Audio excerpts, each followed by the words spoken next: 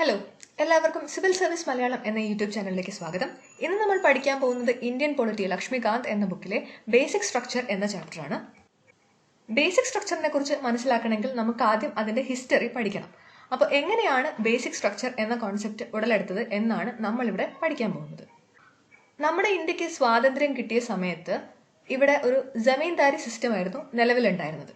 അത് ബ്രിട്ടീഷുകാരുടെ കാലത്തെ തുടങ്ങിയ ഒരു സിസ്റ്റം ആയിരുന്നു. ആ ജമീന്ദാരി സിസ്റ്റത്തിന്റെ രീതി എന്താണെന്ന് വെച്ച് കഴിഞ്ഞാൽ, ഒരു ജമീന്ദാറിന്റെ കീഴിൽ ഒരുപാട് ലാൻഡ് ഉണ്ടാവും. ഈ ലാൻഡിന്റെ ഉടമസ്ഥാവകാശം മുഴുവനും ജമീന്ദാർക്കായിരിക്കും.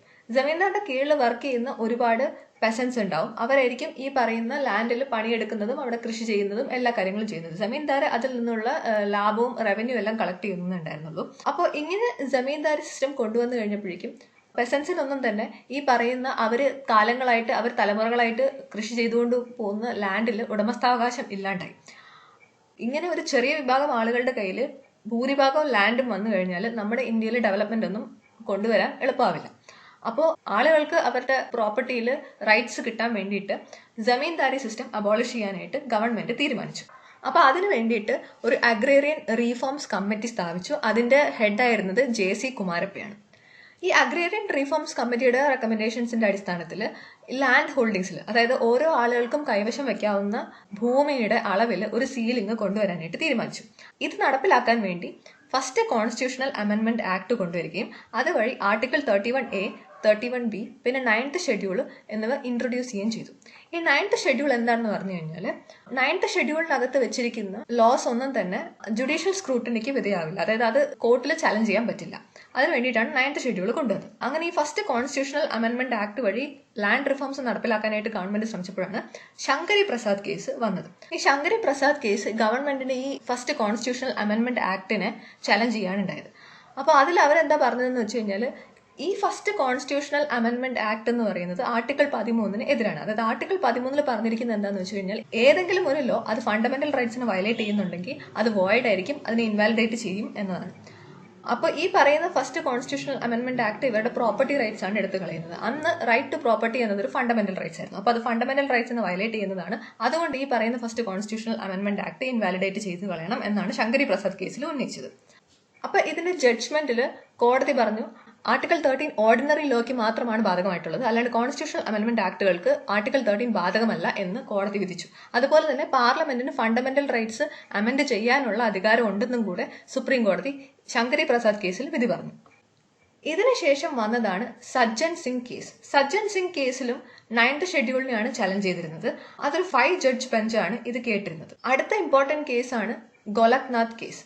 ഗോലക്നാഥ് കേസ് കേട്ടത് ഒരു 11 ജഡ്ജസ് ബെഞ്ചാണ്. ഇതിൽ നമ്മൾ മനസ്സിലാക്കേണ്ടത് എന്താണെന്ന് വെച്ച് കഴിഞ്ഞാൽ, ഇതെല്ലാം സിമിലർ ആയിട്ടുള്ള ടൈപ്പ് കേസുകളാണ്. അതായത് ഓരോന്നും ഈ പറയുന്ന പാർലമെന്റിന്റെ അമെൻഡിങ് പവറും ഈ ഫണ്ടമെന്റൽ റൈറ്റ്സിന് അമെൻഡ് ചെയ്യാമോ എന്നുള്ള കാര്യങ്ങൾ തന്നെയാണ് ഇവർ ഓരോ കേസിലും പ്രശ്നമായിട്ട് ഉന്നയിക്കുന്നത്. ഒരേപോലുള്ള കേസ് രണ്ടാമത് കോടതിയിലേക്ക് ഹിയറിംഗിൽ വരുമ്പോൾ അത് കേൾക്കുന്ന ബെഞ്ചിൽ അംഗങ്ങളുടെ എണ്ണം കൂടുതലായിരിക്കണം. അതായത് സജ്ജൻ സിംഗിൽ 5 ജഡ്ജസ് ബെഞ്ച് ആയതുകൊണ്ടാണ് ഈ ഗോലക്നാഥ് കേസിൽ 11 ജഡ്ജസ് ബെഞ്ച് കൊണ്ടുവന്നത്.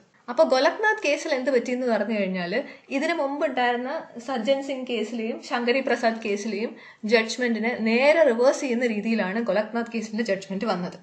അതിൽ പറഞ്ഞു, പാർലമെന്റിന് ഫണ്ടമെന്റൽ റൈറ്റ്സ് അമെൻഡ് ചെയ്യാനുള്ള പവർ ഇല്ല. അതായത് പാർലമെന്റിന്റെ അമെൻഡിങ് പവർ എന്ന് പറയുന്നത് ആബ്സല്യൂട്ട് അല്ല, അത് ക്വാളിഫൈഡ് മാത്രമാണ്. അതുകൊണ്ട് തന്നെ ഫണ്ടമെന്റൽ റൈറ്റ്സിന് അമെൻഡ് ചെയ്യാൻ പറ്റില്ല. പിന്നെ ജുഡീഷ്യൽ റിവ്യൂ എന്ന് പറയുന്നത് വളരെ ഇമ്പോർട്ടൻ്റ് ആയിട്ടുള്ള കാര്യമാണ്, അത് എടുത്തു കളയാൻ പറ്റുന്നതല്ല.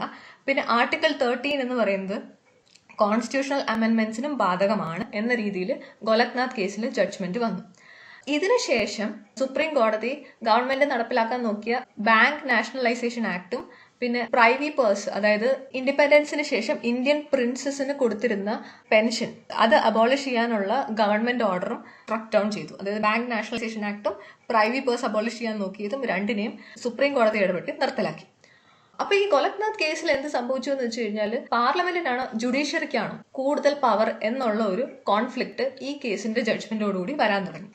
അപ്പോൾ സുപ്രീം കോർട്ടിന്റെ ഈ ഓവർ പവറിങ്ങിനെ നള്ളിഫൈ ചെയ്യാനായിട്ട്, അതിനെ എടുത്തു കളയാനായിട്ട് 24th അമെൻമെന്റ് ആക്ട് പാർലമെന്റ് കൊണ്ടുവന്നു. ഈ 24th അമെൻമെന്റ് ആക്ടിൽ എന്താ പറഞ്ഞിരുന്നതെന്ന് വെച്ച് കഴിഞ്ഞാൽ, ആദ്യത്തത് ആർട്ടിക്കിൾ 13 ആർട്ടിക്കിൾ 368 അപ്ലൈ ചെയ്യില്ല. അതുപോലെ തന്നെ ആർട്ടിക്കിൾ 368 വഴി കൊണ്ടുവരുന്ന ഒരു അമെൻമെന്റും ആർട്ടിക്കിൾ 13 അണ്ടറിൽ വരില്ല. അങ്ങനെ ഒരു പുതിയ സംഭവം ഇതിനകത്ത് കൊണ്ടുവന്നു. അപ്പോൾ ഈ ഫണ്ടമെന്റൽ റൈറ്റ്സിനെ അമെൻഡ് ചെയ്യാനുള്ള പവർ പാർലമെന്റിനില്ല എന്ന് പറഞ്ഞ ആ ജഡ്ജ്മെന്റിനെ റിവേഴ്സ് ചെയ്യുന്ന രീതിയിൽ അത് റിവേഴ്സ് ചെയ്യാൻ വേണ്ടിയിട്ടാണ് ഇങ്ങനെ ഒരു അമെൻമെന്റ് കൊണ്ടുവന്നത്. പിന്നെ അത് കൂടാതെ 24th അമെൻമെന്റ് ആക്ടിൽ പറഞ്ഞ വേറൊരു കാര്യമാണ് parliament can amend any part of the constitution including fundamental rights. Fundamental rights അടക്കം ഏത് പാർട്ട് വേണമെങ്കിലും കോൺസ്റ്റിറ്റ്യൂഷന്റെ ഏത് പാർട്ട് വേണമെങ്കിലും അമെൻഡ് ചെയ്യാനുള്ള പവർ പാർലമെന്റിനുണ്ട് എന്നതും കൂടെ ആ 24th അമെൻമെന്റ് ആക്ടിൽ പറഞ്ഞിട്ടുണ്ടായിരുന്നു.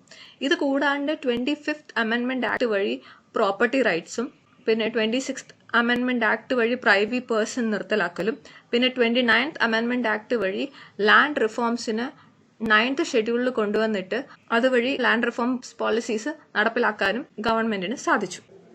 പിന്നീട് അടുത്ത് വന്ന കേസാണ് കേശവാനന്ദ ഭാരതി കേസ്. കേശവാനന്ദ ഭാരതി കേസ് എന്ന് പറഞ്ഞു കഴിഞ്ഞാൽ Kerala government land reforms act 1963 വഴി എടനീർമുട്ട് എന്ന സ്ഥലത്ത് ലാൻഡ് അക്വയർ ചെയ്തു. ഈ ലാൻഡ് അക്വസിഷനെ ചലഞ്ച് ചെയ്തുകൊണ്ടാണ് കേശവാനന്ദ ഭാരതി കേസ് വന്നത്. ഇതിനു മുമ്പ് നടപ്പിലാക്കിയ 24th, 25th and 29th constitutional അമെൻമെന്റ് ആക്ടുകളെയും ചലഞ്ച് ചെയ്തിരുന്നു. ഈ കേസ് കേൾക്കാൻ വേണ്ടിയിട്ട് ഒരു 13 ജഡ്ജസ് ബെഞ്ചാണ് കോൺസ്റ്റിറ്റ്യൂട്ട് ചെയ്തത്. ഈ കേസിന്റെ ജഡ്ജ്മെന്റിൽ കോടതി പറഞ്ഞത് എന്താണെന്ന് വെച്ച് കഴിഞ്ഞാൽ 24th അമെൻമെന്റ് ആക്ട് വാലിഡ് ആണ്. അതായത് പാർലമെന്റിന് ഫണ്ടമെന്റൽ റൈറ്റ്സിനെ അമെൻഡ് ചെയ്യാം. അതുപോലെ തന്നെ അതിന്റെ കൂടെ തന്നെ supreme court doctrine of basic structure എന്നൊരു കോൺസെപ്റ്റ് കൂടെ കൊണ്ടുവന്നു. ഡോക്ട്രിൻ ഓഫ് ബേസിക് സ്ട്രക്ചർ എന്താന്ന് പറഞ്ഞു കഴിഞ്ഞാൽ പാർലമെന്റ് കോൺസ്റ്റിറ്റ്യൂഷന്റെ ഏത് പാർട്ട് വേണമെങ്കിലും അമെൻഡ് ചെയ്യാം, പക്ഷേ അത് നമ്മുടെ കോൺസ്റ്റിറ്റ്യൂഷന്റെ ബേസിക് സ്ട്രക്ചറിനെ ബാധിക്കുന്ന രീതിയിൽ ആവരുത്. ബേസിക് സ്ട്രക്ചറിനെ വയലേറ്റ് ചെയ്യുന്ന അമെൻമെന്റ്സ് എല്ലാം ഇൻവാലിഡേറ്റ് ചെയ്ത് കളയാനായിട്ട് സാധിക്കും. അത് കൂടാതെ തന്നെ എന്തൊക്കെയാണ് ബേസിക് സ്ട്രക്ചറിൽ വരിക എന്നുള്ളതിനെ കുറിച്ചിട്ടൊരു ലിസ്റ്റും അന്നേരം തന്നെ സുപ്രീം കോർട്ട് ഉണ്ടാക്കി കൊടുത്തു. ഈ ലിസ്റ്റിൽ പറയുന്ന കാര്യങ്ങളിൽ ലിമിറ്റഡ് അല്ല, കൂടുതൽ കാര്യങ്ങൾ ഈ പറയുന്ന ലിസ്റ്റിലേക്ക് ബേസിക് സ്ട്രക്ചറിന്റെ ലിസ്റ്റിലേക്ക് പിന്നീട് ആഡ് ചെയ്യാനും സാധിക്കും എന്ന് അതിൽ പറഞ്ഞിരുന്നു. ഇതിനകത്ത് എന്തെങ്കിലും ഒരു സംഗതി അത് ബേസിക് സ്ട്രക്ചറിൽ വരുന്നതാണോ അല്ലയോ എന്തെങ്കിലും കൺഫ്യൂഷൻ ഉണ്ടാവുകയാണെങ്കിൽ കോൺസ്റ്റിറ്റ്യൂഷന്റെ ഫ്രെയിമേഴ്സ് ആ നിയമം ഉണ്ടാക്കുമ്പോൾ അല്ലെങ്കിൽ ആ പ്രൊവിഷൻ ഉണ്ടാക്കുമ്പോൾ എന്തായിരുന്നു അവരുടെ ഇന്റൻഷൻ എന്നുള്ളതാണ് നമ്മൾ പരിഗണിക്കേണ്ട കാര്യം. അത് പരിഗണിച്ചിട്ട് വേണം ഒരു സാധനത്തിന് ബേസിക് സ്ട്രക്ചർ ആണോ അല്ലയോ എന്ന് തീരുമാനിക്കുക. ഇതാണ് സുപ്രീം കോടതി കേശവാനന്ദ ഭാരതി കേസ് ജഡ്ജ്മെന്റിൽ പറഞ്ഞിരുന്നത്. ഈ ജഡ്ജ്മെന്റ് വഴി സുപ്രീം കോർട്ട് ഒരു വളരെ ബാലൻസ്ഡ് ആയിട്ടുള്ള ഒരു അപ്രോച്ചാണ് എടുത്തത്. പാർലമെന്റിനാണോ ജുഡീഷ്യറിക്കാണോ കൂടുതൽ പവർ എന്നുള്ള കോൺഫ്ലിക്റ്റിൽ ഒരു ബാലൻസ്ഡ് ആയിട്ടുള്ള ജഡ്ജ്മെന്റ് ആണ് സുപ്രീം കോർട്ട് ഈ പറഞ്ഞ കേസിൽ കൈക്കൊണ്ടത്. ഇതിന് ശേഷം വന്ന കേസാണ് ഇന്ദിരാഗാന്ധി കേസ്. ഇന്ദിരാഗാന്ധി കേസിന്റെ ബാക്ക്ഗ്രൗണ്ട് എന്താന്ന് വെച്ച് കഴിഞ്ഞാൽ 12th June 1975 അലഹബാദ് ഹൈക്കോർട്ട് ഇന്ദിരാഗാന്ധിയുടെ ഇലക്ഷന് ക്വാഷ് ചെയ്തു. അതായത് ഇലക്ട്രൽ മാൽ പ്രാക്ടീസ് നടത്തി എന്ന് പറഞ്ഞിട്ട് ഇന്ദിരാഗാന്ധിയുടെ ഇലക്ഷനെ ക്വാഷ് ചെയ്തു. അതുമാത്രമല്ല ഇന്ദിരാഗാന്ധിയെ ഇലക്ഷനിൽ പാർട്ടിസിപ്പേറ്റ് ചെയ്യുന്നതിൽ നിന്ന് അടുത്ത 6 വർഷത്തേക്ക് ഡീബാർ ചെയ്യുകയും ചെയ്തു. ഇതിനെതിരായിട്ട് ഇന്ദിരാഗാന്ധി സുപ്രീം കോർട്ടിൽ അപ്പീൽ ചെയ്തു. പക്ഷേ ഈ അപ്പീൽ ചെയ്തതിനു ശേഷം ഈ കോർട്ടിന്റെ ഹിയറിംഗ് തുടങ്ങുന്നതിന്റെ തലേ ദിവസം, അതായത് ഒരു ദിവസം മുമ്പ് ഇന്ദിരാഗാന്ധി 39th അമെൻമെന്റ് ആക്ട് കൊണ്ടുവന്നു. ഈ 39th അമെൻമെന്റ് ആക്ട് വഴി എന്താണ് ചെയ്തതെന്ന് വെച്ച് കഴിഞ്ഞാൽ ആർട്ടിക്കിൾ 71, അതായത് president, vice president, prime minister, speaker ഇവരുടെ ഇലക്ഷനുമായിട്ട് ബന്ധപ്പെട്ടിട്ടുള്ള ആർട്ടിക്കിളാണ് ആർട്ടിക്കിൾ 71. ആർട്ടിക്കിൾ 71 എടുത്തു മാറ്റുകയും ആർട്ടിക്കിൾ 329A അതിനെ കൊണ്ടുവരികയും ചെയ്തു. ആർട്ടിക്കിൾ 329A എന്താണ് പറഞ്ഞിരിക്കുന്നതെന്ന് വെച്ച് കഴിഞ്ഞാൽ president, vice president, prime minister, speaker ഇവരുടെ ഇലക്ഷനുമായിട്ട് ബന്ധപ്പെട്ട ഡിസ്പ്യൂട്ട്സ് കേൾക്കാനായിട്ട്, ഹിയർ ചെയ്യാനായിട്ട് സുപ്രീം കോർട്ടിന് അധികാരമില്ല. അതിനുവേണ്ടി സെപ്പറേറ്റ് ബോഡി ക്രിയേറ്റ് ചെയ്യണം എന്നാണ് 39th അമെൻമെന്റ് ആക്ടിൽ പറഞ്ഞിരുന്നത്. ഇത് മാത്രമല്ല 39th അമെൻമെന്റ് ആക്ട് കൊണ്ടുവന്ന ഏതാനും ദിവസങ്ങൾ കഴിഞ്ഞപ്പോഴേക്കും ഇന്ദിരാഗാന്ധി ഇന്ത്യയിൽ നാഷണൽ എമർജൻസി പ്രഖ്യാപിക്കുകയും ചെയ്തു. ഈ നാഷണൽ എമർജൻസിയുടെ സമയത്ത് കൊണ്ടുവന്നതാണ് 42nd അമെൻമെന്റ് ആക്ട്. 42nd അമെൻമെന്റ് ആക്ടിന് നമ്മൾ മിനി കോൺസ്റ്റിറ്റ്യൂഷൻ എന്നാണ് പറയുന്നത്. അതിൽ തന്നെ ആർട്ടിക്കിൾ 31C പിന്നെ ആർട്ടിക്കിൾ 368 ഇങ്ങനെ 2 ആർട്ടിക്കിൾ കൊണ്ടുവന്നു. അതുവഴി എന്താ പറഞ്ഞതെന്ന് വെച്ച് കഴിഞ്ഞാൽ പാർലമെന്റിന് എന്ത് വേണമെങ്കിലും parliament can add anything in part 3 and part 4. അതായത് പാർട്ട് 3 ഫണ്ടമെന്റൽ റൈറ്റ്സിലും പാർട്ട് 4 ഡയറക്റ്റീവ് പ്രിൻസിപ്പിൾസിലും എന്ത് വേണമെങ്കിലും ആഡ് ചെയ്യാനായിട്ട് പാർലമെന്റിന് അധികാരമുണ്ട്. അത് മാത്രമല്ല ഇതിന് സുപ്രീം കോടതിയിൽ ചലഞ്ച് ചെയ്യാനും പറ്റില്ല എന്ന് 42nd അമെൻമെന്റ് ആക്ട് വഴി പറഞ്ഞു. അതുപോലെ തന്നെ amending power of the parliament അത് അൺലിമിറ്റഡ് ആണ് എന്നും പറഞ്ഞിരുന്നു. അതായത് ഈ പറഞ്ഞ ബേസിക് സ്ട്രക്ചറിന്റെ ഡോക്ട്രിൻ വഴി പാർലമെന്റിന്റെ അമെൻഡിങ് പവറിലുണ്ടായ ലിമിറ്റേഷൻ നികത്താൻ വേണ്ടിയിട്ടാണ് ഇങ്ങനെ ഒരു ചേഞ്ച് കൊണ്ടുവന്നത്. ഈ 42nd അമെൻമെന്റ് ആക്ടിന് നമ്മൾ മിനി കോൺസ്റ്റിറ്റ്യൂഷൻ എന്ന് വിളിക്കുന്നതെന്ന് വെച്ച് കഴിഞ്ഞാൽ ഒരുപാട് ചേഞ്ചസ് അതിൽ കൊണ്ടുവന്നിരുന്നു. ഇത് ഇമ്പോർട്ടന്റ് ആയിട്ടുള്ള 2 ചേഞ്ചസ് മാത്രമാണ്. ഈ 42nd അമെൻമെന്റ് ആക്ട് വഴി കൊണ്ടുവന്ന അമെൻമെന്റ്സിൽ ഒരുപാടെണ്ണം 44th അമെൻമെന്റ് ആക്ട് വഴി മൊറാർജി ദേശായി ഗവൺമെന്റ് റിവേഴ്സ് ചെയ്തിട്ടുണ്ടായിരുന്നു. ഓക്കെ, അപ്പോൾ ഇത്രയാണ് ഇന്ദിരാഗാന്ധിയുടെ കാലത്ത് നടന്നത്. അപ്പോൾ ഇത് കഴിഞ്ഞ് വന്ന അടുത്ത ഇലക്ഷനിൽ ഇന്ദിരാഗാന്ധി പരാജയപ്പെടുകയും മൊറാർജി ദേശായിയുടെ ലീഡർഷിപ്പിലുള്ള ജനതാ പാർട്ടി ഗവൺമെന്റ് അധികാരത്തിൽ വരികയും ചെയ്തു. മൊറാർജി ദേശായി ഗവൺമെന്റ് നേരത്തെ ഇന്ദിരാഗാന്ധി 39th അമെന്റ്മെന്റ് ആക്ട് വഴി കൊണ്ടുവന്ന ആർട്ടിക്കിൾ 329A റിമൂവ് ചെയ്ത് ആർട്ടിക്കിൾ 71 റീഇൻട്രൊഡ്യൂസ് ചെയ്തു. അപ്പോൾ ഇതുവഴി president, vice president, prime minister, speaker ഇവരുടെ ഇലക്ഷനുമായിട്ട് സംബന്ധിച്ച് ഉള്ള ഡിസ്പ്യൂട്ട്സ് കേൾക്കാനായിട്ട് സുപ്രീം കോടതിക്കുള്ള പവർ തിരിച്ചു കൊണ്ടുവരാൻ പറ്റി. അതിനുശേഷം വന്ന കേസാണ് മിനർവ മിൽസ് കേസ്. മിനർവ മിൽസ് കേസിൽ എന്ത് പറ്റിയെന്ന് പറഞ്ഞു കഴിഞ്ഞാൽ മിനർവ മിൽസിനെ ഗവൺമെന്റ് നാഷണലൈസേഷൻ വഴി അക്വയർ ചെയ്തു. ഇതിനെതിരെയായിട്ടാണ് മിനർവ മിൽസ് സുപ്രീം കോടതിയെ സമീപിച്ചത്. ഈ കേസിന്റെ ജഡ്ജ്മെന്റിൽ സുപ്രീം കോടതി പറഞ്ഞത് ജുഡീഷ്യൽ റിവ്യൂ എന്നത് ബേസിക് സ്ട്രക്ചറിന്റെ ഒരു പാർട്ടാണ്. അപ്പോൾ അതിനെ എടുത്തു കളയാനായിട്ട് പറ്റില്ല. അതുപോലെ തന്നെ ആർട്ടിക്കിൾ 368 വഴി പാർലമെന്റിനുള്ള അമെൻഡിങ് പവർ എന്ന് പറയുന്നത് അത് ലിമിറ്റഡ് ആണ്. ഈ അമെൻഡിങ് പവർ വെച്ചിട്ട് അതേ പവറിനെ ഇൻക്രീസ് ചെയ്യാനായിട്ട് പറ്റില്ല. അതായത് it cannot be use to increase the same amending power. അതുപോലെ തന്നെ harmony between part 3 and part 4, അതായത് ഫണ്ടമെന്റൽ റൈറ്റ്സും ഡയറക്റ്റീവ് പ്രിൻസിപ്പിൾസും തമ്മിൽ ഒരു ഹാർമണി കൊണ്ടുവരണം എന്നും മിനർവ മിൽസ് കേസിൽ ജഡ്ജ്മെന്റിൽ കോടതി പറയുണ്ടായി.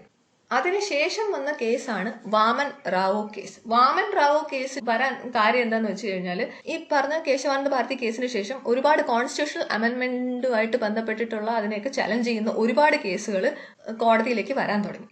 അപ്പൊ ഇത്തരം കേസുകൾ അഡ്രസ് ചെയ്യാൻ വേണ്ടിയിട്ടുള്ള ഒരു ജഡ്ജ്മെന്റ് ആണ് വാമൻ റാവു കേസിൽ സുപ്രീം കോടതി പറഞ്ഞത്.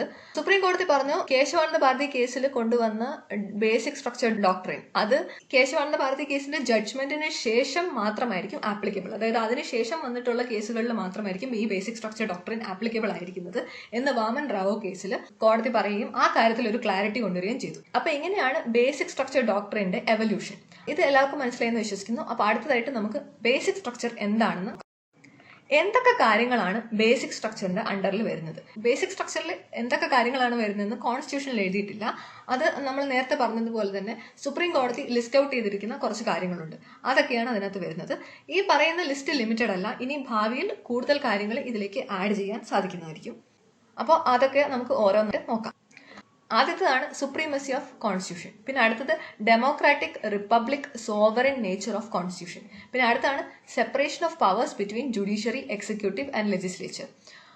പിന്നെ അടുത്തത് principle of secularism, unity and integrity of nation, individual dignity and freedom, balance between fundamental rights and directive principles, equality, parliamentary form of government, free and fair election, judicial review, supreme കോർട്ടിന്റെ article 32, article 136, article 141, പിന്നെ article 142. 32 എന്നത് fundamental rights enforce ചെയ്യാനുള്ള remedies ആണ്. Article 136 special ലീവും, പിന്നെ article 141 laws declared by supreme court is binding on all courts എന്ന് പറയുന്നത്. Supreme കോടതി നിശ്ചയിക്കുന്ന നിയമമെല്ലാം ബാക്കിയുള്ള എല്ലാ കോർട്ട്സിലും ബൈൻഡിങ് ആയിരിക്കും. പിന്നെ അടുത്തത് ആർട്ടിക്കിൾ 141, അത് enforcement of orders decrees made by supreme court, ഇതുമായിട്ട് ബന്ധപ്പെട്ടിട്ടുള്ളതാണ്. പിന്നെ അടുത്തതാണ് ഹൈക്കോർട്ടുമായിട്ട് ബന്ധപ്പെട്ടിട്ടുള്ള ആർട്ടിക്കിൾ 226ഉം 227. ആർട്ടിക്കിൾ 226 ഹൈക്കോർട്ടിന്റെ റിട്ട് പെറ്റീഷനുമായിട്ട് ബന്ധപ്പെട്ടിട്ടുള്ള പവറാണ്. പിന്നെ ആർട്ടിക്കിൾ 227 power of superintendence over all courts by high court, അതായത് എല്ലാ കീഴ്ക്കോടതികൾക്കും മുകളിലായിട്ട് ഹൈക്കോർട്ടിനുള്ള സൂപ്പറിൻറ്റൻഡൻസിന്റെ പവർ. പിന്നെ അടുത്തത് എസെൻസ് ഓഫ് ഫണ്ടമെന്റൽ റൈറ്റ്സ്, പിന്നെ federal system of government, effective access to justice, welfare state, rule of law, limited amending power of parliament, പിന്നെ ഇൻഡിപെൻഡൻസ് ഓഫ് ജുഡീഷ്യറി. ഇത്രയും കാര്യങ്ങളാണ് നമ്മുടെ കോൺസ്റ്റിറ്റ്യൂഷന്റെ ബേസിക് സ്ട്രക്ചർ ആയിട്ട് നമ്മൾ കണക്കിലാക്കുന്നത്. ഈ ലിസ്റ്റിലേക്ക് കൂടുതൽ കാര്യങ്ങൾ പിന്നീട് ആഡ് ചെയ്യുകയാവാം. അപ്പോൾ ഇന്നത്തെ ഈ ലെക്ചർ എല്ലാവർക്കും ഇഷ്ടമായി എന്ന് വിശ്വസിക്കുന്നു. പുതിയൊരു ലെക്ചറുമായിട്ട് നമുക്ക് വീണ്ടും കാണാം. അതുവരേക്കും ബൈ.